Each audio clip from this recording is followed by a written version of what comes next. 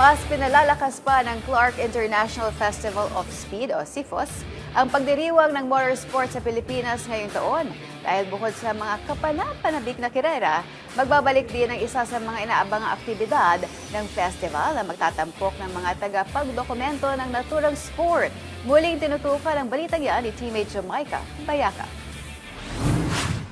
Bahagi ng taunang Clark International Festival of Speed na kinikilalang isa sa pinakamalalaki at pinakainaabangang pagdiriwang ng motorsport sa bansa, ang pagbabalik ng Trackside Frames of Speed, isang photo and video contest sa Clark International Speedway sa darating na Agosto. Lalong pinalakas ang aktibidad sa pamamagitan ng pakikipagtulungan sa isang kilalang camera brand sa bansa bilang bahagi ng hangarin ng CIFOS na mapalawak ang partisipasyon ng mga Pilipino sa motorsports, hindi lamang bilang manonood kundi pati bilang tagapagdokumento ng sport. Matatandaan noong nakaraang taon na nakapagtipon ng kompetisyon ng higit 70 photographers at content creators, ang pinakamaraming naitala sa kasaysayan ng Clark International Speedway na nagpakita ng lumalaking interes ng motorsport sa bansa. Layunin ng programa na mahikayat ang mas maraming estudyante, hobbies at mga nagnanais pumasok sa larangan ng motorsports media sa pamamagitan ng natatanging trackside access at aktual na katanasan sa pagkuha ng mga races. Ayon kay CIFOS Organizing Director Michael Sonlim, hangad nilang mapalago ang komunidad ng motorsports photography sa Pilipinas habang nabibigyan ang mga kalahok ng access na bihirang maibigay sa mga race weekend.